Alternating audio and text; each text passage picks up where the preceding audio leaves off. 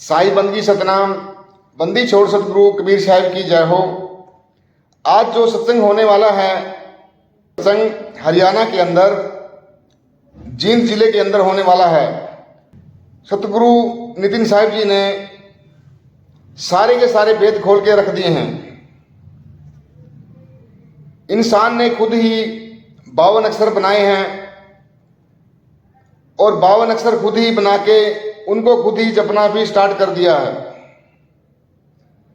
इंसान ने खुद ही मूर्ति बनाई है, कोई पत्थर की मूर्ति, कोई मिट्टी की मूर्ति, कोई सोने चांदी की मूर्ति, उसको खुद ही बना के उसकी पूजा करनी स्टार्ट कर दी। यानी भगवान को हमने बनाया है या हमने भगवान को बनाया है।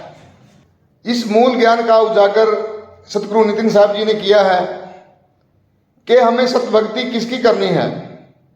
हमें मिट्टी पत्थर चूने की मूर्ति की पूजा करनी है या हमें परमात्मा की पूजा करनी है। परमात्मा को जो पाने का सही रास्ता है वो एक वेदी सतगुरु ही बता सकता है। वैसे मार्केट के अंदर गुरु लोगों की कमी नहीं है। नाम जपवाने वाले, आपको पूजा पाठ में रमाने वाले, धूप बत्ती दीप में लगाने वाले गुरुओं की कोई कमी नहीं है। लेकिन हमें ऐसा गुरु चाहिए जो परमात्मा से हमारा मिलन करवा दे, सत भक्ति क्या है उसका हमें पता बतला दे। तो आइए जानते हैं आज सत्संग के माध्यम से इसमें जो जितने भी वेद हैं सतगुरु नितिन साहब जी ने आज इस सत्संग के अंदर खोल के रख दिए हैं। तो सत्संग को आपने पूरा विवेक लगा के सत्संग को सुनना है। तो आज जींद में परमपिता परमात्मा के मूल ज्ञान का प्रचार होने जा रहा है। बहुत बड़े भाग हैं इन जीवों के जो आज ये सत्संग में आए हैं, क्योंकि अगर पूरे जीवन काल में एक बार भी कोई इस मूल ज्ञान को सुन लेता है तो उसके बहुत बड़े भाग हैं। और अगर कोई इस ज्ञान को समझ लेता है तो समझो कि ऐसे भाग हैं कि बड़े बड़े ऋषि मुनियों के नहीं हुए, बड़े बड़े देवी देवताओं के ऐसे भाग नहीं हुए, इतना समझ लो। तो आज वो सत्संग सुनाया जाएगा जिससे आप इस जन्म मरण की जेल को तोड़ के अपने असली घर जा पाओगे, अपने असली घर। अब कोई कहे असली घर, ये कौन सा घर है? मेरे तो ये घर है असली, ईंट पत्थर से बनाया, मेरे पिता ने बनाया, मेरी माँ ने बनाया, दादा ने बनाया, और कौन सा घर है हमारा? तो भाई ये घर नहीं है तुम्हारा, ये जेल है। जेल बनती है ईंट पत्थरों से, घर नहीं बनता। जेल कैसे बनती है जाके देखो, तिहाड़ जेल में किससे बनी है? ईंट पत्थरों से। वही ईंट पत्थर वहां लगे हैं, वही यहां लगे हैं, सेम सीमेंट वहां लगा है, यहां लगा है, सेम लोहा वहां लगा है, यहां लगा है। वो जेल कहला रही है लेकिन ये घर कहला रहा है। क्यों?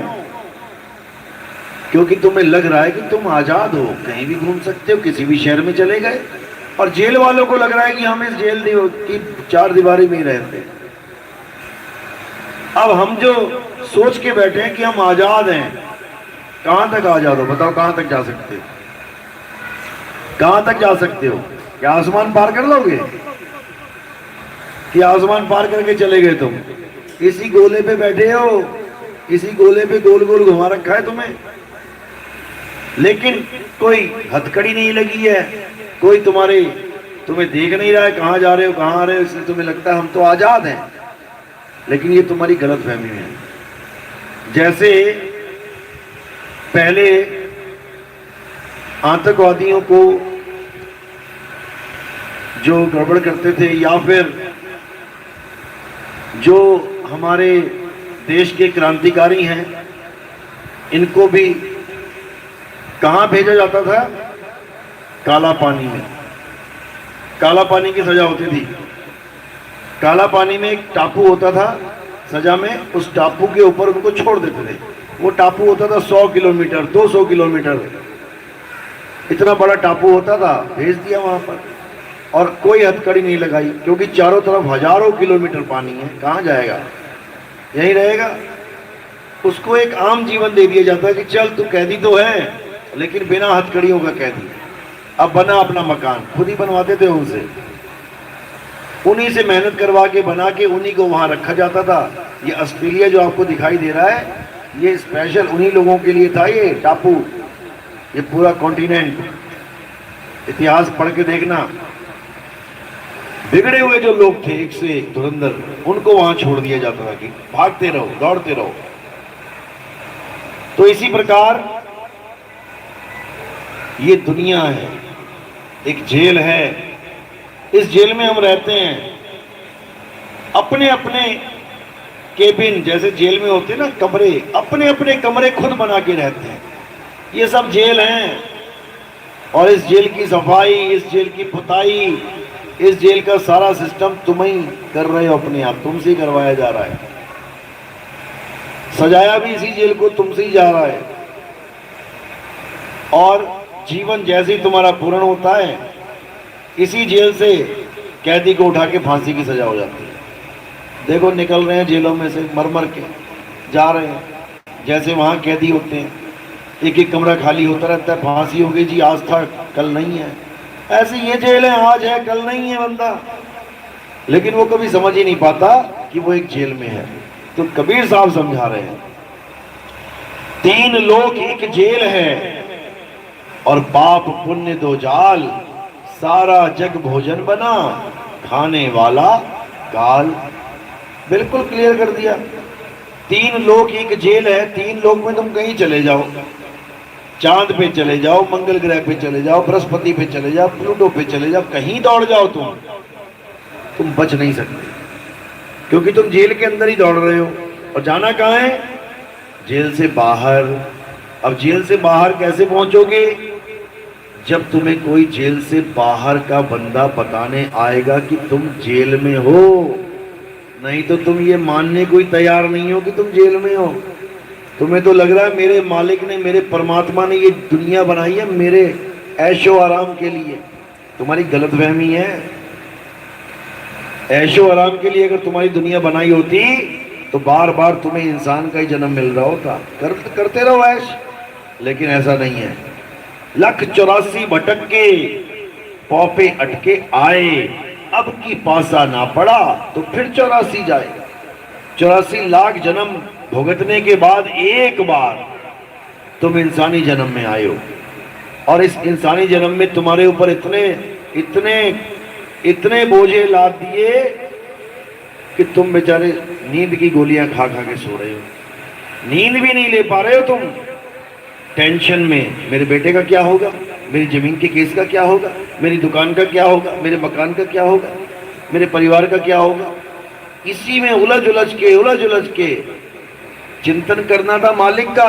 आखिरी जन्म मिला है इंसान का, एक एक पल परमात्मा को याद करना था। और ये क्या क्या याद करवाया जा रहा है तुमसे?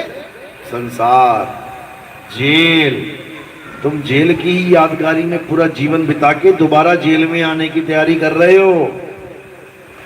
इसलिए अब इस जेल में नहीं रहना है, रहना नहीं। देश बेगाना है, ये धरती कागज की पुड़िया, बूंद पड़े घुल जाना है। ये दुनिया झाड़ और झाखड़, उलझ पुलझ मर जाना है। कहे कबीर सुनो भाई साधो, सतगुरु नाम ठिकाना है, रहना नहीं देश बेगाना है। अब इस देश को छोड़ के जाएं तो कहां रहें? क्या है ठिकाना हमारा? कोई कह रहा जी सतलोक जाएंगे। अच्छा, वहां क्या है? वहां एक सत्पुरुष मिलेगा जिसके एक रोम कूप में हजारों सूरज चमकेंगे। अच्छा, बहुत बढ़िया, चलो चलते हैं। तो मिल गया परमात्मा? नहीं नहीं नहीं नहीं नहीं, अभी आगे और चलेंगे। कहां? आगे अलग लोक में चलेंगे। अच्छा, वहां कौन है? वहां अलग पुरुष बैठा है। उसमें क्या है भाई? उसके एक रोम में लाखों सूरज हैं। अच्छा, चलो पहुंचते हैं वहां पे। मिल गई मंजिल? नहीं नहीं, अभी और आगे जाना है। अच्छा, कहां? अगम पुरुष, अगम पुरुष के पास अगम लोक में। चलो वहां चले जाते हैं। वहां क्या है? एक एक रोम में अरबों सूरज है, इतना प्रकाश। तो मिल गई मंजिल? नहीं, अभी और आगे जाना है। वहां कहां? अनामी लोक में, वहां कौन है? अनामी पुरुष। एक एक रोम में खरबों सूरज चमक रहे हैं। बताओ, एक परमात्मा का आता पता नहीं है, चार चार परमात्मा, चार सत्पुरुष, चार अगम पुरुष बना के बैठे हुए। ये सब कोरा अज्ञान है, इससे बाहर निकलना है। अब जो अनामी पुरुष की बात करते हैं, नाम अपना रख रखा है सतलोक आश्रम। अरे भैया, अनामी लोक आश्रम रख लेते। जब सतलोक पीछे का ज्ञान है तो आगे का ज्ञान रखो ना, धुर की वाणी चलेगी, धुर का ज्ञान होए। ये सब अज्ञान है। कबीर साहब मना करते हैं, कहते हैं लोक अलोक शब्द है भाई, जिन जाना तिन संशय जाई। लोक अलोक शब्द है भाई, ये जितने भी लोक हैं ये सब क्या हैं? शब्द हैं। शब्द को ही लोक बोला गया है। चाहे उसको सतलोक कह लो, चाहे उसको अलग लोक कह लो, चाहे उसको अनामी लोक कह लो, चाहे उसको अगम लोक कह लो, ये सब गुण हैं उसके। चाहे उसको सतलोक यानी सच्चा लोक कह लो, गुण है उसका कि सत्य है, वो खंडित नहीं होता। चाहे उसको अलग कह लो, लखा नहीं जा सकता, देखा नहीं जा सकता। चाहे उसे अगम लोक कह लो, वहां पर किसी की गम नहीं है, पहुंच नहीं सकता। चाहे उसे अनामी लोक कह लो, वो किसी के नाम का मोहताज नहीं है, वो बिना नाम का लोक है। तो उसके गुण है ये चार। तो साहिब कहते हैं अनजाने को स्वर्ग नरक है, हरि जाने को नाही। जिस भव से सब लोग डरते हैं, सो भय हमरे नाही। जिस भय से सब लोग डरते हैं, जो मरने से डरते हैं, और उस डर का फायदा ये गुरुआ लोग उठाते हैं कि चलो तुम्हें ब्रह्मलोक ले चलेंगे, चलो तुम्हें स्वर्ग की टिकट दे देते हैं, चलो तुम्हें सतलोक की, अलग लोक की, अगम लोक, अनामी लोक की टिकट दे देते हैं। ये सब झूठ है। साहिब कहते हैं ना कहीं आना ना कहीं जाना, आपे में आप समाना। जब तुम्हें सच्चा गुरु मिलेगा, तुम्हें कभी नहीं कहेगा कि तुम्हें स्वर्ग ले चलेंगे। स्वर्ग में क्या करोगे बताओ? इंद्र के साथ बैठ के सोमरस पीना है क्या? उसके बाद राक्षस आते हैं तलवारें लेके, तो भागे भागे फिरते हैं सारे देवी देवता, अपना घर बार छोड़ के भागते हैं त्रिदेवों के पास, ब्रह्मा जी बचा लो, विष्णु जी बचा लो। क्या देखा नहीं आज तक? क्या तुम ऐसे घर में जाना चाहती हो जहां पल का पता नहीं कौन से राक्षस आ जाए और तुम दौड़ी दौड़ी भागी भागी फिरो? ऐसे लोक में जाके क्या करोगे भाई? बिल्कुल नहीं जाना है। ना स्वर्ग में जाना है, ना नरक में जाना है, ना सतलोक में जाना है, ना अलग लोक में जाना है, ना अनामी लोक में जाना है, ना अगम लोक में जाना है। तो जाना कहाँ है? लोग पूछते हैं जाना कहाँ है? अरे ना कहीं आना और ना कहीं जाना, आपे में आप समाना। जो परमात्मा के 16 पुत्र बताए गए थे अनुराग सागर में, वो पहला पुत्र कुरुम है। कुरुम सुना नाम कुरुम का? कुरुम का नाम सुना ना? क्या है कुरुम? कुरुम को कहते कछुआ। अब इन अज्ञानी कबीर पंथियों, कबीर के कबाड़ पंथियों ने क्या बना दिया? एक कछुआ बना दिया, कछुए के ऊपर काल खड़ा कर दिया। कहते ये नीचे वाला पहला पुत्र है, ये बाद में ये भगवान परमात्मा का अल्लाह का काल भगवान पुत्र मानस चोला। बताओ, पहले पुत्र को 84 में डाल दिया और काल भगवान को इंसान बना दिया। सबसे बड़ा दोषी तो परमात्मा है, जो पहले पुत्र को कुरुम बना दिया, कछुआ। अरे ये सांकेतिक ज्ञान है। कुरुम का मतलब है कछुआ। एक कछुआ जा रहा हो तुम्हारे सामने गांव में, एक कछुआ मजे से जा रहा है 200 किलो का। अब कुत्ते आए उसे डराने के लिए, अब क्या करेगा कछुआ? कुत्तों से तेज भाग के जान बचाएगा, या किसी पेड़ पे चढ़ेगा, या सड़क खोदने लग जाएगा घुसने के लिए सड़क में। क्या करेगा वो? ना कहीं आना ना कहीं जाना, आपे में आप समाना। कहां समा गया वो? अपने आप में समा गया। कछुआ क्या करता है पता है ना? देखा कछुआ? हाथ पैर गर्दन क्या करता है? अपने में समा लेता है। अब सूंघते रहो उसको, कुत्ते सूंघते रहेंगे, आगे पीछे घूमेंगे, हाथ ना आता हो किसी के। इसी प्रकार अगर तुम्हें ऐसा गुरु मिल गया जो तुम्हें तुम्हारी आत्मा में रमण करवा दे, तुम्हारी आत्मा में तृप्त करवा दे, तुम्हारी आत्मा में संतुष्ट करवा दे, वही सदगुरु है। तभी तुम्हारा कल्याण होगा। तब तुम अपनी आत्मा में रमण करोगे, अपनी आत्मा में स्थिर हो जाओगे, अपनी आत्मा में स्थित हो जाओगे और तुम स्थित प्रज्ञ कहलाओगे। और कुछ नहीं करना, और कुछ करना ही नहीं है, क्योंकि अंत समय आएगा, यमदूत पकड़ने आएंगे, कहां लेके जाएंगे? अच्छे काम किए तो स्वर्ग ले जाएंगे, बुरे काम करें तो नरक ले जाएंगे, ठोकते बजाते पीटते। लेकिन हमने कहीं जाना ही नहीं है और उनसे बचना भी है। तो कैसे बचेंगे? बचना चाहो काल जाल से, चीनो शब्द हमारा, और कहें कबीर अमर कर राखूं, जो निज होए हमारा। दरवाजे पे खड़े रहेंगे यमदूत, देखो कोई मरता हो, उससे पूछो क्या दिख रहा है, बताएगा तुम्हें क्या दिख रहा है।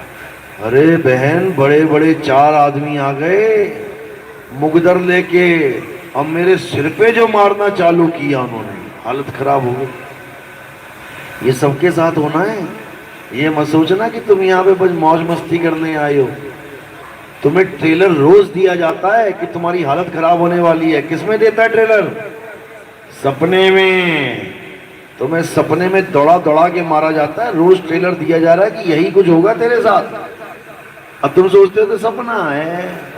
ये तुम्हें समझाया जा रहा है कि उस शरीर में तेरे माँ बाप भाई बहन काम नहीं आएंगे। सपने में शेर तुम्हारे पीछे दौड़ा देगा काल भगवान, भागते फिरोगे, जान बचाते फिरोगे, कोई मदद के लिए नहीं आएगा। और जब अंत समय आएगा तो सेम कंडीशन वही बन जाएगी। शरीर बिस्तर पे लेट के सपना देखता है और तुम शरीर छोड़ने के बाद बिस्तर पे, जमीन पे शरीर लेटा रखा होगा और तुम्हें यमदूत मार रहे होंगे, बड़े बड़े जानवरों के आगे फेंक रहे होंगे, बड़े बड़े शेर खड़े होंगे और तुम्हें हालत तुम्हारी खराब कर देंगे। यही काल जाल है। इसी को बोला बचना चाहो काल जाल से, चीनो शब्द हमारा। जो मैं नाम दीक्षा देता हूं उसको चीनो, उस शब्द को चीनो, क्योंकि उसी शब्द में तुमने समाना है। सुरत समाए शब्द में, वाको काल न खाए। ये काल के सारे रूप हैं, कुत्ता बिल्ली हाथी घोड़ा शेर, ये सब काल के रूप हैं। पता नहीं किस रूप में तुम्हें खा जाए वो। चूहे बन गए तो बिल्ली के रूप में खा जाएगा, बिल्ली बन गए कुत्ते के रूप में खा जाएगा, कुत्ते बन गए तेंदुए के रूप में खा, तेंदुए हो गए शेर के रूप में खा लेगा। तुम्हारी जान के पीछे पड़ा है काल, कहीं भी नहीं बचने देगा तुम्हें। बचने का एक ही स्थान है कि तुम कैसे भी शब्द में रम जाओ। अगर शब्द में समा गए तो बच जाओगे। जिसको बोला कहें कबीर सुनो भाई साधो, सतगुरु नाम ठिकाना है। ठिकाना यानी तुम्हारा घर, वो तुम्हारा घर प्रभु का नाम ही हो जाएगा। और ये नकली घर छूट जाएगा, ये 3 लोक छूट जाएगा। 3 लोक है देह में, रोम रोम में धाम, बिन सतगुरु ना पाइए सार शब्द निज नाम। तो जो सार शब्द है वो वेदी गुरु जब समझाएगा तुम्हें, तब समझ में आएगा वो सार शब्द कहाँ है, कैसे मिलेगा।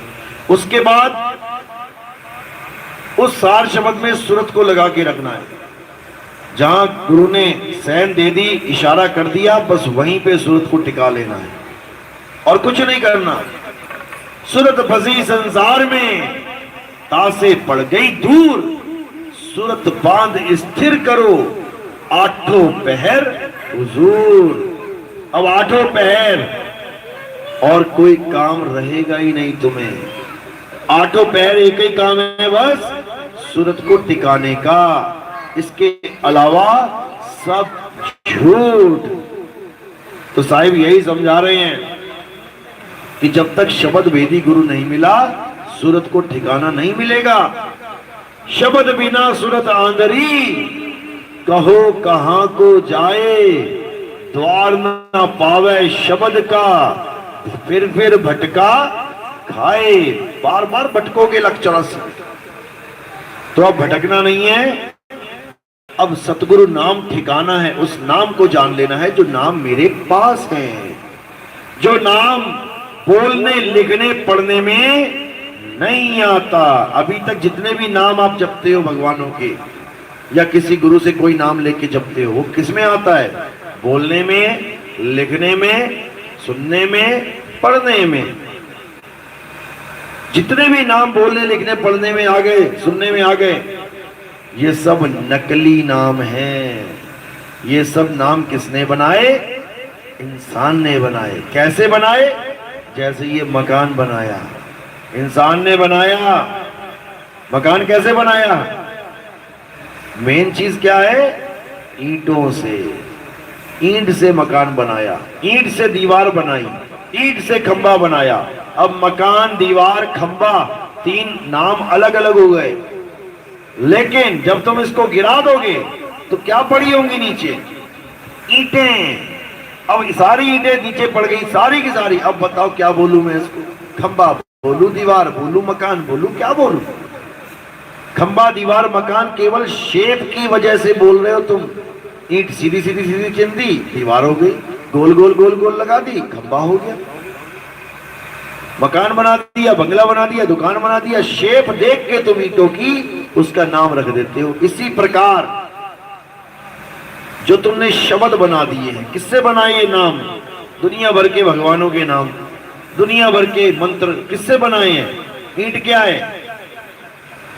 ईंट है अक्षर। इन अक्षरों को मिला मिला के तुमने शब्द बनाए। कौन से अक्षर? जो हम बचपन में पढ़ के आए हैं। अ आ इ ई उ ऊ का खा गा चा छा टा ठा डा पा फा बा या रा। ये सारे अक्षर हमें स्कूलों में सिखाए गए। अगर ये अक्षर ना होते तो तुम्हारा नाम क्या होता? अगर ये अक्षर ना होते तो तुम्हारी जात क्या होती? अगर ये अक्षर ना होते तो तुम्हारा धर्म क्या होता? तुम्हारे भगवान का नाम क्या होता? तुम कौन से मंत्र का जाप करते? सारे अक्षरों से ही ये सारे वेद, पुराण, गीता, बाइबल, भागवत, कुरान सब ग्रंथ बने।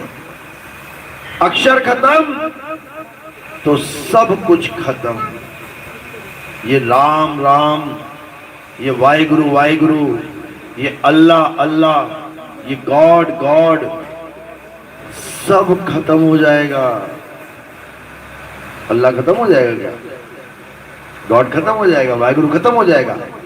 वाहिगुरु, अल्लाह, गॉड, राम तो रहेगा, लेकिन उसके नाम सब खत्म हो जाएंगे अगर ये अक्षर हट जाए तो। इसीलिए जितने भी अक्षरों के नाम इंसान ने बनाए, कबीर साहब ने उसका खंडन कर दिया।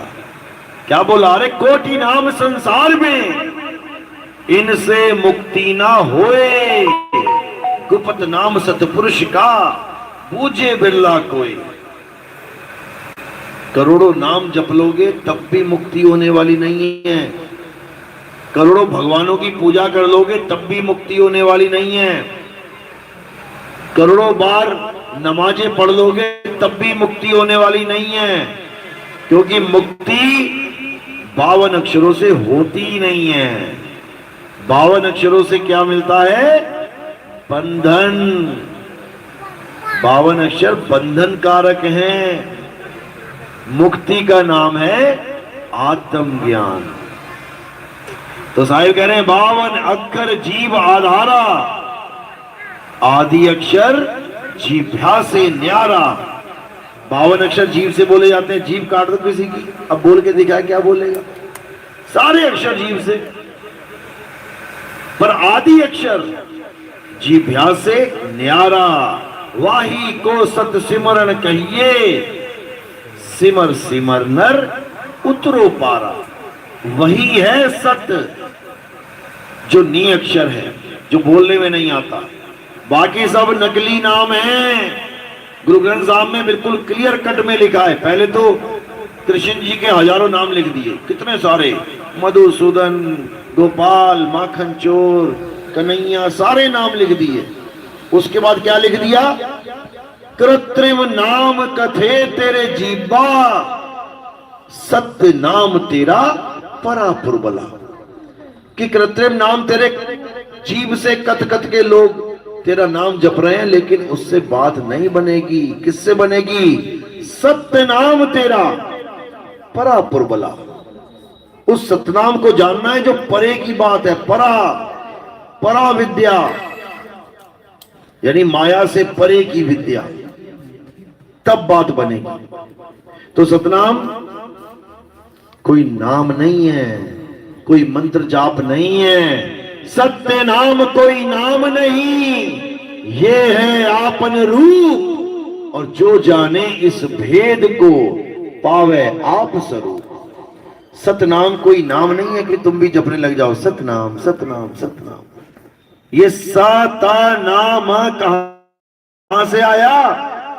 अगर 52 अक्षर ना होते, या रा ला वा शा सा, ये लाइन ना होती तो साख सतनाम का सा कहां से आता? हा कहां से आता? ता था दा धा ना, ये लाइन ना होती ता कहां से आता? तो ये सारे 52 अक्षर हैं। इन 52 अक्षरों से हमें आगे बढ़ना है। 52 अक्षर से आगे बढ़ेंगे तभी आत्मा का ज्ञान होगा। सतनाम आत्म ज्ञान का नाम है, सतनाम आत्मा का नाम है, सतनाम निज स्वरूप का नाम है। सतनाम कोई मंत्र जाप नहीं है जो कबीर पंथ में दुनिया भर के गुरु सतनाम जपवा के इस जीव की हानि करवा देते हैं, भरमा देते हैं। और जीव बेचारा विवेकी नहीं है, उसको लगता है मेरे गुरु ने मुझे सतनाम दिया है। वो सोचता है सतनाम ही तो दिया है, झूठा नाम थोड़ी नहीं दिया है। और वाणी भी दिखा देते हैं वो लोग, सतगुरु सोई सतनाम बतावे, बाकी गुरु कोई काम ना आवे। कहते हैं देखो मैंने तुम्हें सतनाम दिया है। अरे सतनाम कोई मंत्र थोड़ी नहीं है। मैं गुरु के पास गया, गुरुजी मुझे प्यास लगी है, पानी दे दो। उसने मुझे बोलने वाला पानी दे दिया कि बेटा घर में जाके पानी पानी पानी पानी पानी पानी पानी जपो। पानी पानी जप के भी कभी गला गीला हुआ है? कभी नहीं। इसी प्रकार जो गुरु लोग ये दे देते हैं, बेटा राम राम जपो, बेटा राधे राधे जपो, बेटा वाहेगुरु वाहेगुरु जपो, अल्लाह अल्लाह जपो। ये सब राम अल्लाह वाहेगुरु गॉड का भेद नहीं जानते। ये केवल नाम के गुरु हैं, काम के गुरु नहीं। काम का गुरु वो है जो इन नामों को छुड़वा दे। कि क्या जपते हो? मैं जी राम राम जपता हूं, छोड़ इसको। क्या जपते हो? मैं कबीर कबीर जपता हूं, छोड़ इसको। क्या जपते हो? मैं वाहेगुरु वाहेगुरु, छोड़ इसको। सब छुड़वा के क्या देगा वो? आत्म ज्ञान देगा। सोई गुरु पूरा कहावे, जो 2 अक्षर का भेद बतावे। एक छुड़ावे एक लखावे, तब प्राणी निज घर को जावे। ऐसा गुरु मिल गया जो एक छुड़ावे, 52 अक्षरों को छुड़वा देवे, छोड़ दे उसको, और आत्म अक्षर का लखाव करा दे कि तेरी आत्मा क्या है, कैसी है, बात तब बनेगी। तो कृष्ण जी भी यही समझा रहे हैं कि हे अर्जुन, जो अपनी आत्मा में रमण करते हैं, जो अपनी आत्मा में तृप्त हैं, जो अपनी आत्मा में संतुष्ट हैं, उन लोगों के लिए कोई भी धार्मिक कर्म कर्तव्य लागू ही नहीं होता। उनको सारी उम्र किसी मंदिर में जाने की जरूरत ही नहीं, उनको किसी त्योहार में खड़े होकर पूजा पाठ करने की जरूरत ही नहीं, उनको कोई हवन यज्ञ, कोई तीर्थ स्थान में जाके डुबकियां मारने की जरूरत नहीं, उनको किसी पर्वत की परिक्रमा करने की जरूरत नहीं। आत्मज्ञानी हर प्रकार के कार्य से निवृत्त हो जाता है। वो केवल कछुए की तरह अपनी आत्मा में रमण करता है और कुछ नहीं करना है। कुछ करना ही बंधन है। कछुआ अपने आप को समेटने की जगह कुछ और करने लग जाए तो मारा गया। और कुछ करना ही नहीं है। भागने की कोशिश तो बिल्कुल नहीं करनी है, कुत्ते दौड़ा दौड़ा के मारेंगे। गर्दन बाहर निकाल कर देखने की किसी को जरूरत नहीं है, नहीं तो गर्दन ही पकड़ लेंगे। खुद से अलग किसी चीज को जानने की जरूरत ही नहीं है, नहीं तो हालत खराब हो जाएगी। तो इसीलिए खुदा को पाना है तो खुद में आना है, खुद में आ ही खुदा है, समझना पड़ेगा। तो साहिब ने समझाने में कोई कमी नहीं छोड़ी, लेकिन हम ही नहीं समझ पाए, गलती हमारी है।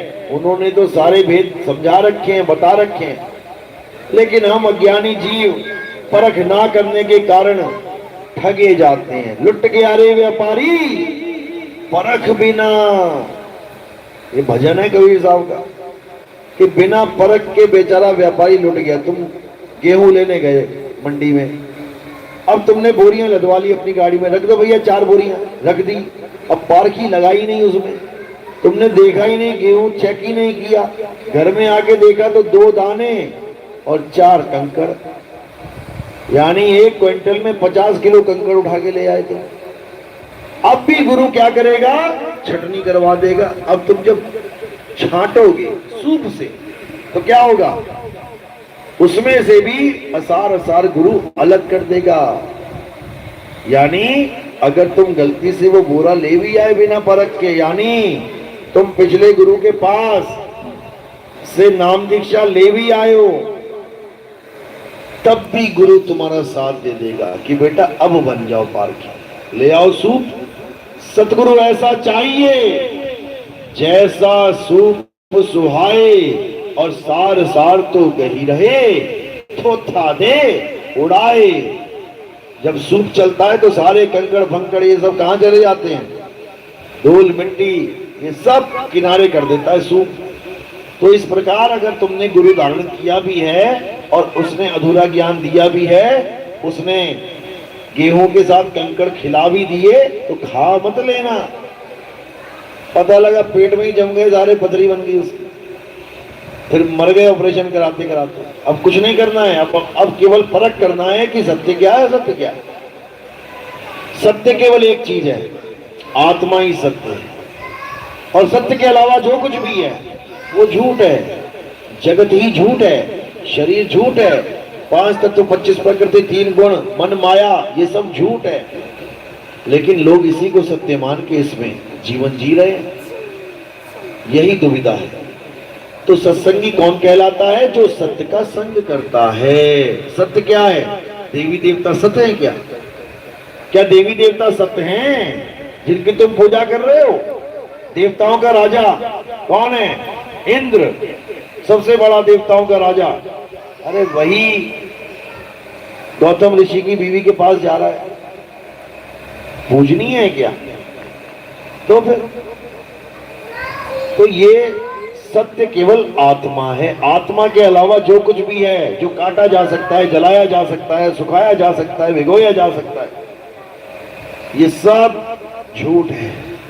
इसलिए कृष्ण जी ने बोला कि हे अर्जुन, आत्मा को ना तो कोई शस्त्र काट सकता है, ना अग्नि जला सकती है, ना वायु सुखा सकती है, ना जल भिगो सकता है।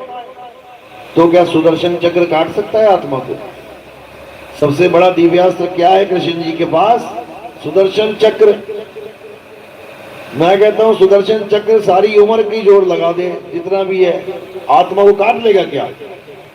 नहीं काट पाएगा, क्योंकि अगर आत्मा कट गई तो वो सत्य रही नहीं। लेकिन कृष्ण जी ने गीता में इसी आत्मा की महिमा गाई है। आत्मा का नाम सुना है ना? आत्मा, आत्मा, अपनी आत्मा लेके आए हो आप यहाँ पे? कोई भूल तो नहीं गया टैची में ताला लगा के संदूकड़ी में? सब लेके आए हो? लेके आए हो, लेकिन जानते नहीं हो। अभी तुम कोई कुत्ता लेके आते तो पता होता मैं किसको साथ लेके आई हूँ। कोई तोता लेके आते, कोई साड़ी ले आते, कोई चप्पल ले आते, लाली लिपस्टिक बिंदी ले आते, तो पता होता मैं लेके आई हूँ।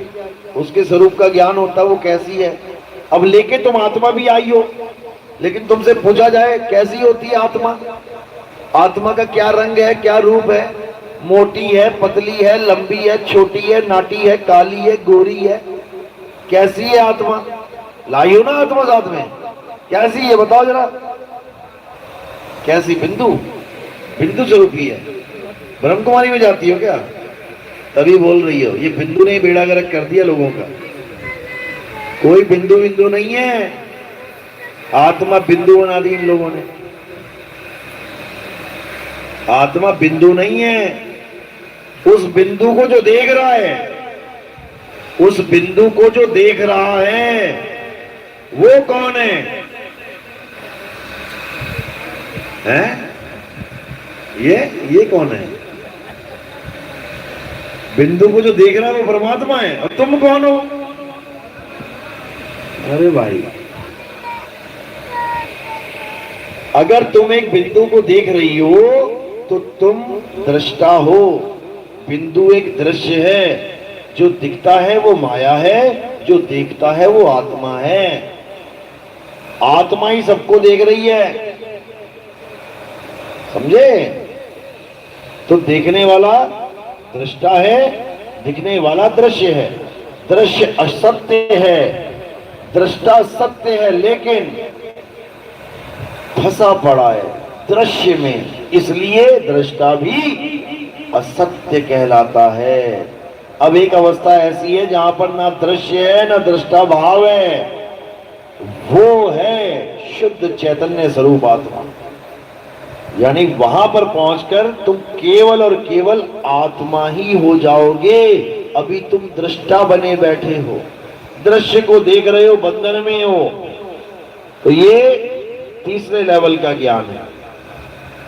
तो इसी को साहिब ने बोला कि जीव, शिव, पीव, इन तीनों लेवल का ज्ञान जब तुम समझ जाओगे तब तुम्हारे सारे कपाट खुल जाएंगे। क्या है जीव, क्या है शिव? जीव शिव सब प्रगटे, वह ठाकुर वह दास, कबीर और जाने नहीं, एक राम नाम की आस। इसी एक दोहे में तीनों अवस्थाओं का ज्ञान है। जीव ज्ञान भी है। जीव कौन है?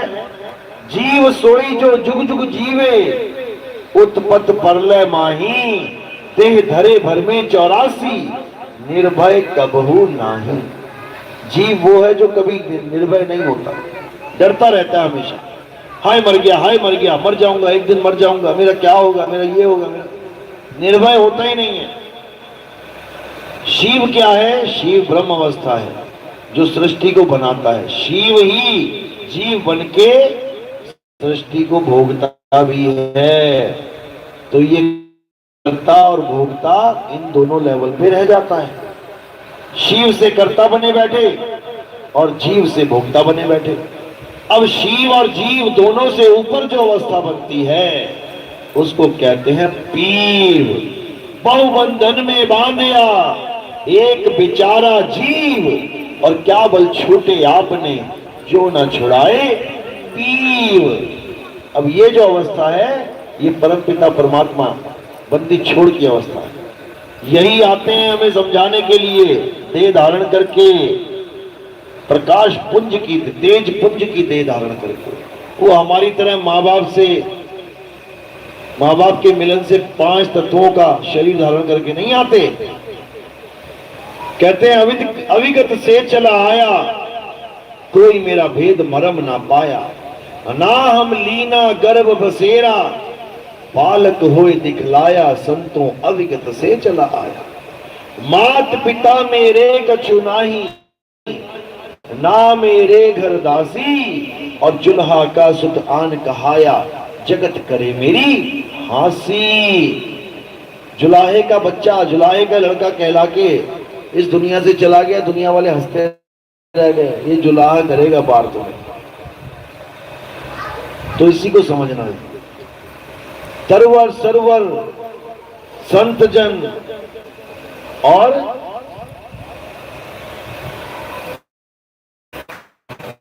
तो ये जो तरवर सरवर संत जन बादल, ये दूसरों के ज्ञान के देह धारण करते हैं। फिर कभी अपने जल नहीं खाता, तालाब कभी अपना जल नहीं पीता, बादल कभी अपनी बारिश को यूज नहीं करते, दूसरों को देते। और संत अपने शरीर को दूसरों के लिए लगा देते। कितने संत ऐसे हैं जिनकी गर्दनें काट दी गई दूसरों के लिए। 9वीं पातशाही को देखो, मुसलमान हिंदुओं को जनेऊ खोल खोल के टोपियां पहना रहे थे उस वक्त। जो बाहर से आए थे मुसलमान, मुगल साम्राज्य वाले, ये सब बाहर के विदेशी हैं। ये हमारे देश के नहीं थे, ये सब मुगल बाहर से आए हैं। उन्होंने यहाँ पर बहुत बड़ा बदलाव किया। हिंदुओं को मार मार के, डरा डरा के, धमका धमका के, लालच दे दे के धर्म परिवर्तन कर दिया। तो उस वक्त कितने ही हिंदुओं के जनेऊ उतार के उनको मुसलमान बनाया जा रहा था। तो सब त्राहिमाम चल रहा था। पहुंच गए 9वीं पातशाही के पास, कहते महाराज बचाओ, ये औरंगजेब जो है ये तो बड़ा निर्दयी है, क्या किया जाए। तो उन्होंने कहा भाई ऐसा कहो, उसको बोल दो कि हमारे गुरुजी हैं, आप इनको कन्वर्ट कर लो, आप इनका धर्म बदल दो, हम सारे धर्म बदल लेंगे। बड़ा खुश हो गया वो, क्या बात है, बस एक ही तीर से सारे निशाने लग जाएंगे। बुला लिया गुरुजी को, आ जाओ। दिल्ली में शीशगंज चौराहा जो है वहां पर उनको बोला गया कि भाई या तो आप अपना धर्म छोड़ के हमारे धर्म में आ जाओ या फिर आपका सिर कलम कर दिया जाएगा। तो वहां गुरुजी क्या बोले हैं कि भाई मैं जिस धर्म में हूं उसको छोड़ने का मतलब ही नहीं है, क्योंकि वो सर्वधर्म एक है। ऐसा नहीं है कि मैं अल्लाह को नहीं मानता। हमारे ग्रंथ साहब में तो साफ लिखा है, कोई बोले राम राम, कोई खुदाए, कोई सेवे गुसैया, कोई अलाए। हमें तो कोई फर्क ही नहीं है धर्म का। हमारा तो ये अटल धर्म है, हम इसको नहीं छोड़ सकते। तो भैया गर्दन ही काट ले। तो शीशगंज चौराहे पे उनकी गर्दन काट दी गई। तो संतों ने तो अपना शरीर भक्तों के लिए, दुनिया के लिए निछावर ही किया है। जगजीवन साहिब देखो, सारी उम्र पूरे दुनिया में भ्रमण करते रहे, चलते रहे, पैदल चलते। क्या पड़ी है उन्हें चलने की? वो भी तो चाहते कि बेड लगाओ, आराम से सो जाएं एसी में। बाबा नानक देखो, 4 उदासियां करी। अरे भाई उदासी करी तो घर में बैठ के उदास होकर भक्ति करो ना, लेकिन नहीं, 4 उदासियां करी। और ये लंबी लंबी अरब देश तक पहुंच गए, कन्याकुमारी, श्रीलंका, चीन, रूस तक पहुंच गए। किसके लिए? जीवों के लिए। तो जीवों के लिए संत अपनी देह को भी निछावर करते हैं, आराम वराम ये सब किनारे करके केवल काम करते हैं परमात्मा के जीवों को जल्दी से जल्दी वो नाम दीक्षा प्राप्त हो, ताकि पता नहीं कब उनकी मृत्यु सामने आ जाए, काल सामने आ जाए। तो क्या करेगा बेचारा जीव? क्योंकि वो जीवन मृत्यु की जड़ी देते हैं, दवाई देते हैं, जन्म मरण के बंधन काटने का औजार देते हैं, काल भगवान को हराने का दाव देते हैं। गुरु मेरे सभी बड़े, अपनी अपनी ठौर, इसीलिए बोला है। लेकिन शब्द विवेकी पारखी, सो माथे का मौल। गुरु गुरु में भेद है, गुरु गुरु में भाव, सोई गुरु नित बंदिए, जो शब्द बतावे दाव। अगर तुम्हें दाव पे जाते हैं, रास्ते में कोई पहलवान मिल गया और तुम्हें गिरा लिया उसने, तो तुम एक दाव लगाओगे और उसको धूल चटा दोगे, भले ताकत में तुमसे ज्यादा हो। लेकिन अगर तुम्हें सही दाव आता है तो भाई तुमसे जीत नहीं पाएगा वो। टेक्निक। इसी प्रकार काल भगवान भी कहीं भी आ सकता है। कहते हैं बाल पकड़ के घसीट के मारता है, हालत खराब कर देता है। लेकिन अगर तुम्हारे पास दाव है तो तुम 2 मिनट में पटकी लगा दोगे उसको। और दाव क्या है? काल के सिर पे पांव दे, सतगुरु के उपदेश, और साहिब बाह पकड़ के ले चले अपने देश। यही दाव है। जब दूसरी दीक्षा मिलती है तब ये दाव समझाया जाता है कैसे दाव लगाना है। काल आएगा, निश्चित है, आना ही है। ये काल की नगरी है, ये काल का देश है, और उस काल की सब पूजा कर रहे हैं। देखो क्या क्या लिखवा के चलते हैं गाड़ियों पे, जय महाकाल। बताओ, अरे परमात्मा लिखा लो भाई, जय परमात्मा, कितना सुंदर नाम है। जय महाकाल, काल का मतलब ही मृत्यु है। और जो नाम लिखवा के ले जा रहे हैं जय महाकाल, क्या वो बच रहे हैं? देखो कांवड़िए, कितने कांवड़िए भाई 25-25, 40-40 ट्रकों पे लाद के जा रहे हैं, ट्रक पलट गया, सारे मरे पड़े हैं, बताओ। और बोलते हैं काल उसका क्या बिगाड़े जो भगत है महाकाल का। हमसे वीडियो देख लेना महाकाल के भक्तों का क्या हाल है। ये नहीं कि कबीरपंथियों का हाल ऐसा नहीं होगा, कोई भी किसी भी पंथ का है, किसी भी धर्म का है, उसका ये हाल होना ही होना है, क्योंकि ये चीज बनी उसी लिए है। बच्चे का जन्म क्यों होता है? क्यों होता है? मरने के लिए। कोई आज मर गया, कोई कल मर गया, कोई परसों, कोई नरसों। ये तुम मान के बैठे हो कि बच्चों का जन्म होता है वंश वृद्धि के लिए, ये तुम्हें लगता है। और जिसके 4 बच्चे थे, चारों शादी से पहले ही मर गए, अब बताओ कौन सा वंश वृद्धि उसकी? खत्म हो गई कहानी उसकी। बच्चों का जन्म होता है मरने के लिए। तुम्हारा जन्म हुआ है मरने के लिए। खेतों में बीज डाले जाते हैं फसल काटने के लिए।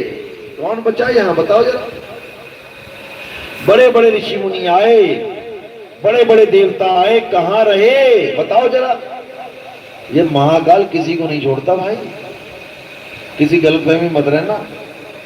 अब महाकाल से भी ऊपर एक है जिसको अकाल पुरुष कहते हैं। अकाल पुरुष, जो सरदार लोग कहते हैं ना, सत्य श्री अकाल, वो है। अब उसको जानना शेष रहता है कि वो है कौन। जब सत्य श्री अकाल को जान जाते हो तब काल का जाल टूट जाता है। अब तुम काल के जाल से बच जाते हो। इसीलिए समझाया जा रहा है कि बचना चाहो काल जाल से। चीनो शब्द हमारा, कहीं तुम्हारा एक्सीडेंट हो गया, ट्रक चढ़ गया तुम्हारे ऊपर, तुम्हारी भी लाश वैसी ही पड़ी है जैसे बाकियों की पड़ी है, लेकिन तुम वापस गर्भ में नहीं जा सकते। क्यों? आए हैं तो जाएंगे। राजा रंक फकीर, एक सिंहासन चढ़ चले, एक बंधे जंजीर। अब कौन चढ़ेगा सिंहासन? सिंहासन कौन चढ़ेगा? जिसको सिंहासन का पता होगा कहां लगा है तभी तो चढ़ेगा। और जब सिंहासन का ही नहीं पता, सिंहासन मान के बैठा है सतलोक में है, तो कहां चढ़ेगा? किस तरफ है सतलोक?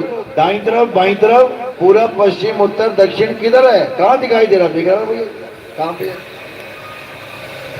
सिंहासन कहीं और लगा है। अब तो जाए चढ़े सिंहासन और मिले है सारंग पानी। राम कबीरा एक भये हैं, कोई न सके पहचानी। ये बनेगी अवस्था जाके। और उस सिंहासन तक चढ़ने के लिए साधन क्या होगा? जैसे छत पे जाने के लिए साधन क्या है? कोई सीढ़ी है, कोई रस्सी है। अब इस सिंहासन पे जाने के लिए क्या मिलेगा? कौन चढ़ाएगा? जैसे चुंबक लोहे को खींचती है, मकर तार की डोर, इसको कहते हैं मकर तार की डोर। यही तुम्हें खींचेगी। लो चुंबक की प्रीत ज्यों, लोह को लेत उठाए, ऐसा शब्द कबीर का काल से लेत छुड़ाए। अब काल से बच जाओगे, तभी बचोगे जब भेदी गुरु तुम्हारे जीवन में आएगा, जो तुम्हें आत्म ज्ञान दे देगा। देवी देवताओं की पूजा कर ली, अच्छी बात है जितनी कर दी, अब आगे बढ़ना है, आत्म ज्ञान में जाना है। क्योंकि कृष्ण जी ने गीता में जो आत्म ज्ञान दिया है, हमें वही नहीं पता लग रहा है। आगे तो हम क्या बढ़ेंगे? कृष्ण जी ने गीता में आत्मा का ज्ञान दिया। जो गीता पढ़ते हैं उनको पता है, जो गीता पढ़ाते हैं उनको भी पता है। पूरे सत्संग में आत्मा आत्मा आत्मा आत्मा करके जब अंत में सत्संग खत्म हो जाएगा तब क्या करेंगे? तब मूर्ति की पूजा करवा देंगे। अब कहां गई आत्मा? अब कहां गया तुम्हारा आत्म ज्ञान? अब तुम पत्थर की पूजा करने लग गए। यानी कि केवल बातों बातों में तुमने आत्मा आत्मा बोला है, जानते नहीं हो आत्मा क्या है, कैसी है। कबीर आत्म ज्ञान का बड़ा नगर में शोर, और पूछो कैसी आत्मा तो देते दांत निपोर। हंस के दिखा देंगे। जैसे मैंने भी कहा, आत्मा लाए हो संदूक में तो नहीं रहेगी, हंस रही है। अरे हंसने की बात नहीं है, समझने की बात है, विचार करने की बात है कि आत्मा कहाँ है, कैसी है। उसी आत्मा को जानना है, ना कि देवी देवताओं की पूजा करनी है। कृष्ण जी ने द्वापर युग में ही मना कर दिया था कि कोई देवी देवताओं की पूजा नहीं करेगा। एक पहाड़ उठाया था ना उन्होंने, गोवर्धन पर्वत। क्यों उठाया था? क्यों उठाया था पता है? नहीं पता। क्यों? क्योंकि किसी ने बताया नहीं। किसने नहीं बताया? कौन है जो छुपा रहा है? वही छुपा रहा है जिसको पता है ये क्यों उठाया। वही छुपा रहा है, नहीं बता रहा है। क्यों? धंधा चौपट हो जाएगा भगवान के देवताओं के नाम पे। देवताओं की पूजा करने से किसको फायदा होता है बताना जरा? पंडित जी को। पंडित जी नहीं बता रहा है तुम्हें कि द्वापर युग में कृष्ण जी ने सब द्वापर युग में जितने भी उनके भगत थे, क्या बोल दिया था उनको कि आज के बाद कोई देवी देवताओं की पूजा नहीं करेगा, कोई देवताओं के नाम पे हवन यज्ञ नहीं करेगा, कोई भी पूजा पाठ, कोई भी व्रत देवताओं के नाम पे नहीं करेगा। द्वापर युग में मना कर दिया था। तो लोगों ने पूछा भाई फिर करे क्या? हमारा तो मन ही नहीं टिक रहा। रोज घंटी बजाते थे, अब हाथ ऐसे ऐसे जा रहा है, कुछ ले लें हाथ में घंटी बजाने। आप मना कर रहे हो, क्या करें अब? तो कृष्ण जी ने क्या कहा? एक काम करो, पूजा ही करनी है। वो सामने पर्वत दिखाई दे रहा है गोवर्धन, उसकी पूजा करो और उसके चक्कर लगाओ, क्योंकि पूजा करके 10 मिनट में वापस आ जाओगे, फिर दिमाग खाओगे क्या करें जी, अब क्या करें। चक्कर लगाओ, सुबह से शाम तक चक्कर लगवाए, खूब चक्कर लगाए। चक्कर लगाने का मकसद ये था कि अब उस चक्कर को ही वो पूजा समझ लें। देवी देवताओं की पूजा छूट गई। आज भी गोवर्धन पर्वत के लोग चक्कर लगाते, जाके देखना कभी मथुरा वृंदावन में। तुम्हें ऐसे ऐसे लोग चक्कर मिलेंगे लगाते जो अपने सत्संगों में आत्मा आत्मा आत्मा करते रहते हैं। वो भी चक्कर लगा रहे हैं, बताओ चक्कर बने पड़े हैं सारे। जब आत्मा तुम्हें मिल गई, आत्मा का तुम्हें ज्ञान हो गया, तो भाई चक्कर क्यों लगा रहा है? चक्कर लगाना तो कर्मकांड में आ गया। हाथ पैर हिलाने की जरूरत पड़ रही है, लेकिन आत्म ज्ञान के लिए हाथ पैर हिलाने की, आंख कान की जरूरत नहीं पड़ती। वो तुम्हारे पास है, उंगली भी हिलानी नहीं पड़ेगी और उसका सिमरन चालू हो जाएगा। तो कृष्ण जी ने जो मना किया था द्वापर युग में, ये कलयुग में वापस हमारे धर्म में कैसे आ गया? मार ये सारा मामला फिर वापस वो अपने आप में स्वरूप सिद्ध हो जाता है। हे अर्जुन, अगर तुम सत्य को जानना चाहते हो तो तुम ऐसे गुरु की शरण में जाओ जिसने आत्मा को जान लिया है, आत्मा का ज्ञान समझ लिया है। वही तुम्हें आत्मा का ज्ञान दे सकता है। अगर अज्ञानी गुरु के पास चले जाओगे तो क्या मिलेगा?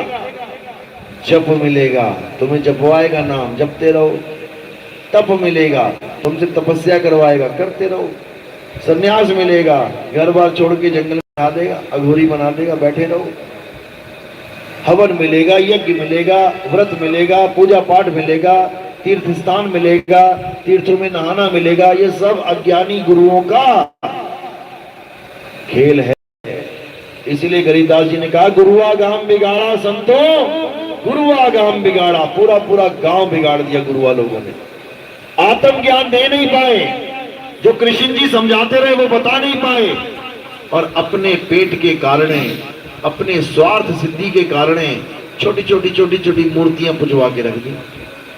जो मूर्ति बोले न डोले, हिले न डुले, उसे भगवान बना दिया। और जो इस पूरी मूर्ति को चला रहा है, हिंदू को, मुसलमान को, सिख को, ईसाई को, सबको चला रहा है, उसको किनारे कर दिया। तो ये अज्ञान इन्हीं अधूरे ज्ञानियों द्वारा फैलाया गया है। अब इसको समझना है और अपने घर में गीता का पाठ जरूर करना है। अपने घरों में गीता रखो, क्योंकि गीता सिलेबस शुरुआत में बहुत जरूरी है आत्मज्ञान को समझने। पहले गीता तुम्हें पूरा समझाएगी और प्राप्त कैसे होगा? अध्याय 4 34वां श्लोक, वहां गुरु की महिमा बोली है कि ऐसे गुरु की शरण में जाओ।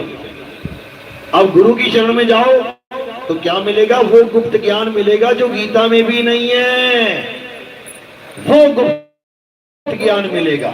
क्योंकि अगर गीता में वो ज्ञान बोला होता तो गुरु के पास जाने की जरूरत ही ना होती, गीता से ही समझ लेंगे। लेकिन ऐसा नहीं बोला। गीता का ज्ञान बोला तुम्हारे वज्र कपाट खोलने के लिए, तुम्हें समझाने के लिए, लेकिन प्रैक्टिकल ज्ञान चाहिए तो गुरु के पास जाके तुम्हें सारा भेद समझना पड़ेगा। वो तुम्हें गुप्त भेद बताएगा। बिना गुरु के किसी को ज्ञान नहीं हो सकता। यहां तक कि राम जी और कृष्ण जी भी गुरु बना के बैठे हैं और तुम सोचते हो हमें गुरु की क्या जरूरत है। जिसको तुम भगवान मानते हो वो भी गुरु धारण करके बैठे हैं, क्योंकि गुरु के बिना ज्ञान होता ही नहीं। तो कबीर साहब भी समझा रहे हैं, गुरु बिन माला फेरते, गुरु बिन देते दान, गुरु बिन दोनों निष्फल है, चाहे पूछो वेद पुराण। बिना गुरु के तो कुछ हो ही नहीं सकता। अरे जिसका कोई गुरु नहीं होता उसका जीवन शुरू ही नहीं होता, आध्यात्मिक जीवन उसका शुरू ही नहीं हो सकता। तो इसलिए गुरु धारण करना बहुत जरूरी होता है, लेकिन परख के। गुरु करे जान के, पानी पिए छान के, कबीर साहब की वाणी है। लेकिन अब आरओ लग गए हैं घर घर में। अब पानी छानोगे तो लोग कहेंगे अरे गंदा कर दिया पानी तूने यार, सीधे आरओ से पानी निकल रहा है, पता नहीं कैसा कपड़ा है ये, कितने विषाणु जीवाणु कपड़े में लगे हैं, तूने उससे छान लिया, वो सारे जीवाणु उसी में आ गए पानी में। आजकल आरओ लगा है, आजकल कब पानी छान के पीने की जरूरत नहीं है। पर एक सिद्धांत है, पारक सिद्धांत, जो पानी पे चलता है, वो आज भी उनके आश्रम में जाके देखोगे हर टूटी पे पानी लगा है, हर टूटी पे कपड़ा लगा है, और कपड़ा इतना गंदा हो जाता है कि वो कपड़ा ही गंदगी फैला रहा है। इससे अच्छा पानी को आरओ में यूज कर लो या फिर उबाल के पानी पी लो, तब भी अच्छा है। तो ये साहिब की तब की वाणी है जब आरओ नहीं थे, तब तालाबों में से पानी लेके आते थे, कुएं से पानी निकालते थे, उसमें छोटे छोटे छोटे छोटे जीव होते थे, कोई बिना छाने पी ले तो वो जीव भी अंदर चले गए। तो साहिब बोलते थे गुरु करो जान के, पानी पियो छान के। लेकिन अब उल्टा काम है, अब गुरु करो छान के और पानी पियो जान के। अब एक लैट्रिन में जो पानी आती टूटी उसका गिलास भर के रख दिया, बाथरूम में जो आता है उसका रख लिया, किचन वाला आता है उसका रख लिया, टंकी वाला है वो रख लिया। अब चारों पानियों को तुम अलग अलग नहीं जान पाओगे कि कौन सा किसका है, तो उसको जान के पीना। ये कहाँ का पानी है भैया, ये लैट्रिन वाला, आए दूर कर इसको, है बिल्कुल वैसा ही दिखने में, ना उसमें कीड़े ना उसमें कीड़े, लेकिन जानना पड़ेगा। इसी प्रकार गुरु को छानना पड़ेगा, छलनी लगानी पड़ेगी। क्या ज्ञान दे रहा है तेरा गुरु, क्या दे रहा है तेरा गुरु, क्या दे रहा है तेरा गुरु, क्या दे रहा है तेरा गुरु, मंत्र दे रहा है छोड़ दे, तेरा गुरु श्वासों का अजपा जाप दे रहा है छोड़ दे, तेरा गुरु कानों में उंगलियां डलवा रहा है छोड़ दे। अब पकड़ना क्या है? सार शब्द भेदी गुरु को पकड़ना है, जो तुम्हारी आंखें भी बंद ना करवाए, कान भी बंद ना करवाए, मंत्र भी ना जपवाए, श्वासों का अजपा जाप भी ना करवाए, अनहद नाद भी ना सुनवाए, मंदिरों में जाना भी छुड़वा दे, मस्जिदों में जाना भी छुड़वा दे, तीर्थों में जाना छुड़वा दे, नदियों में नहाना छुड़वा दे, पत्थर की पूजा छुड़वा दे, परिक्रमा छुड़वा दे और आत्मा के साथ जोड़ दे। तब समझ लो कि तुम्हें आत्मज्ञान होगा ही होगा। और आत्मज्ञान हो गया तो आत्मा में ही परमात्मा का वास है। इसी को बोला है जब लगना चीनोगे आत्म तब लगना मिली है परमात्म। आत्म चीने परमात्म चीने, संत कहावे सोए, और यह भेद काया से न्यारा बूझे बिरला कोई। ये काया से न्यारा ये आत्मा का ज्ञान है। तो आत्मा का ज्ञान समझने में बहुत बहुत विवेक चाहिए।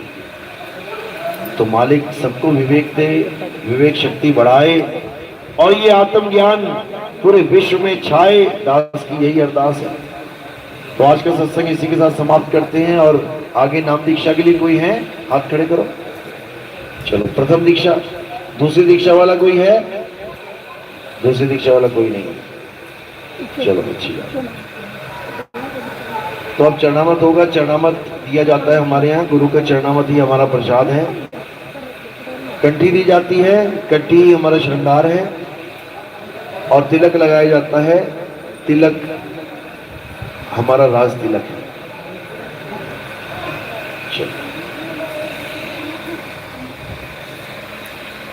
तो आज का सत्संग यही समाप्त करते हैं। बोलिए परमपिता परमात्मा की, सदगुरु बंदी छोड़ कबीर साहिब की, सभी संतों की, सभी भक्तों की, आज के आनंद की, सकल हंस को बंदी की, साहिब बंदी की।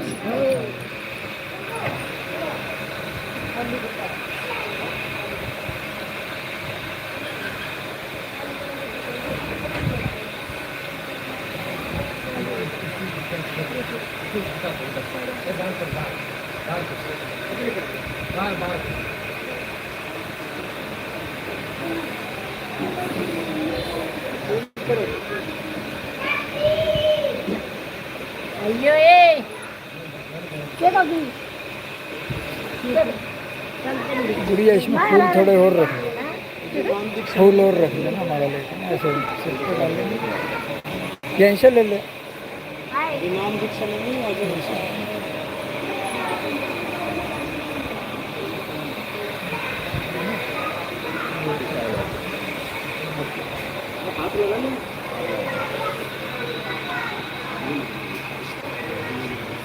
Hari gede.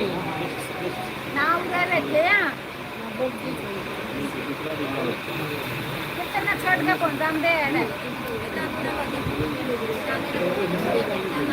नानी पूरे बैठी हाँ हाँ सारे उरे हैं नानी जाओगे तो ले जाओ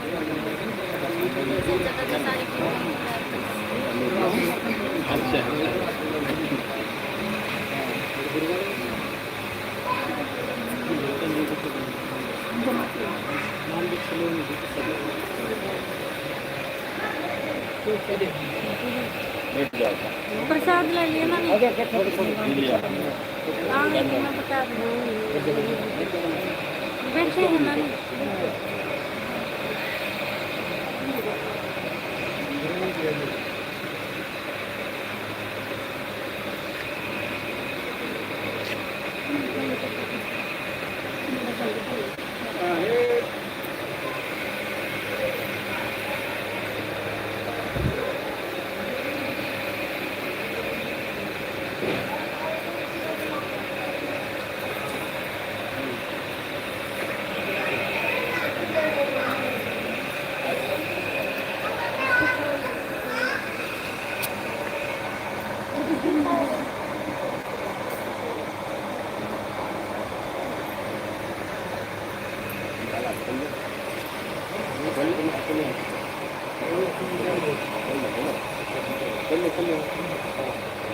पुरानी कंडी खोल दो, पुरानी कंडी खोल के साइड में दो।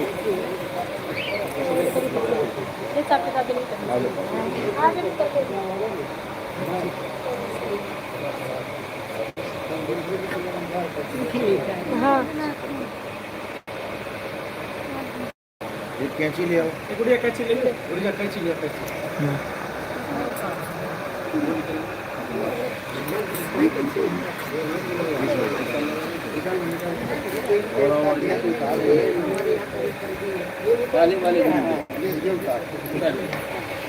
गुरु बदल गया, वर्दी बदल गई, पढ़ाई बदल गई, कॉलेज बदल गया, बदलेगा तो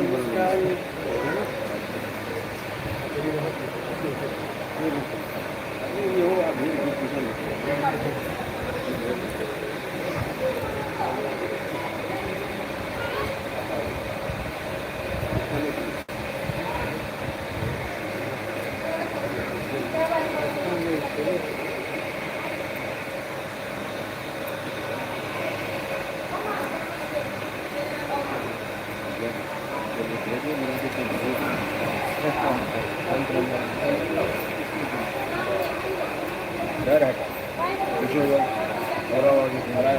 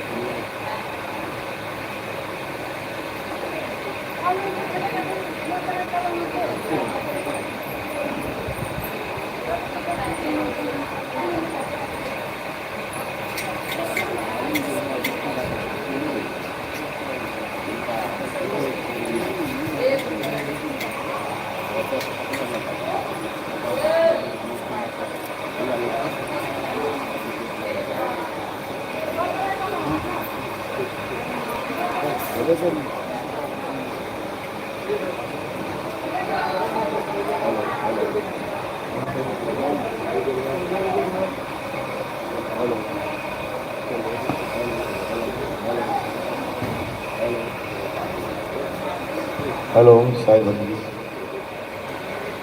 अब समझ लो नाम दीक्षा वाले, आज पहली दीक्षा है आपकी। आज आपका कॉलेज में एडमिशन हो रहा है। अब देखेंगे परखेंगे, मालिक की दया होगी, विवेक बढ़ेगा आपका तो ये दीक्षा भी मिलेगी। तो क्या करना है, पहली दीक्षा में आपने सुबह उठते ही सबसे पहला काम क्या करना है, साहेब बंदगी सतनाम। कैसे करना है, दोनों हाथों को जोड़ो जैसे पानी निकालते हैं तालाब में से, हाँ ऐसे बोलो साहेब, सिर पे रखो, बोलो बंदगी, दोनों हाथों को जोड़ो नमस्कार वाली मुद्रा में, बोलो सतनाम। अब बन गया साहेब, करो साहेब। साहेब जब बोलेंगे तो ऐसे करना है जैसे पानी निकाल रहे हैं तालाब में से, साहेब बंदगी सतनाम।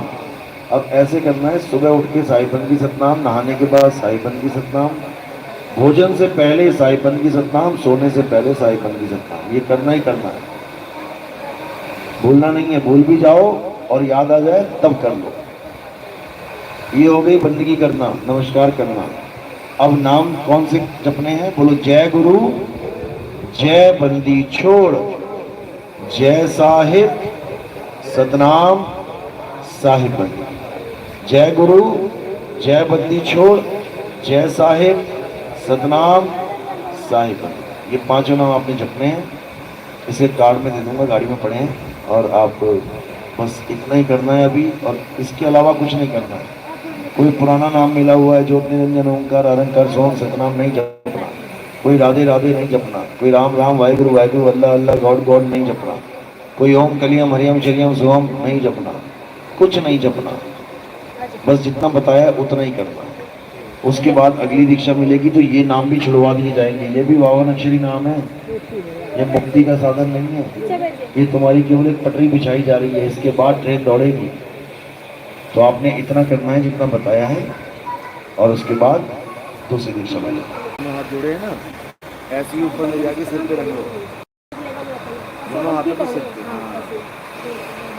पहले नीचे रखो, ऐसे करो साहेब साहेब साहेब बंदगी सतनाम, सतनाम में हाथ सतनाम बंदगी सतनाम। नाम क्या जपने, बोलो जय गुरु।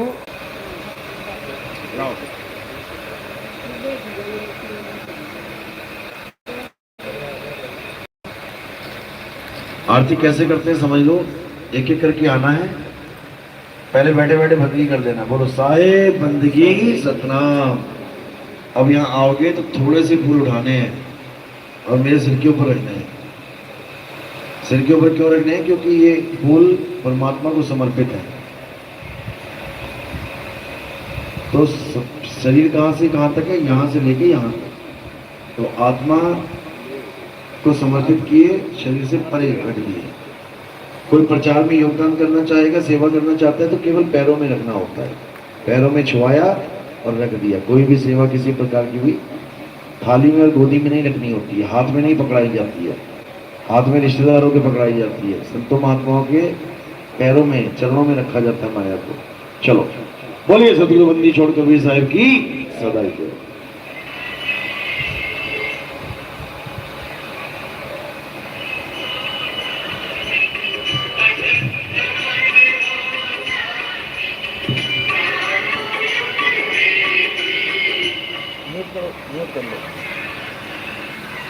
म्यूट करना।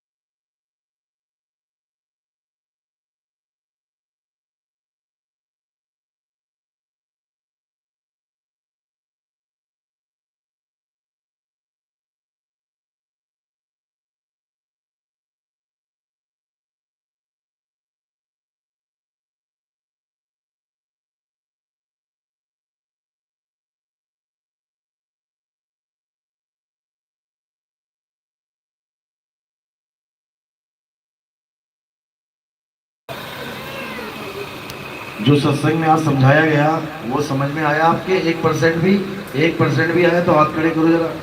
1% केवल, 10, 20, 50, 100 नहीं। अच्छी बात है। जिसके 1% भी समझ में आ गया, अब धीरे धीरे उस पर दया होगी बंदी छोड़ की, और खोजबीन करते हुए आगे बढ़ेगा। कहीं ना कहीं से कभी ना कभी इसके आगे का ज्ञान, यानी जो आज 1% समझ में आया है, उससे आगे का ज्ञान और समझने के लिए आपको कहीं ना कहीं मालिक सत्संग से जरूर जोड़ेगा।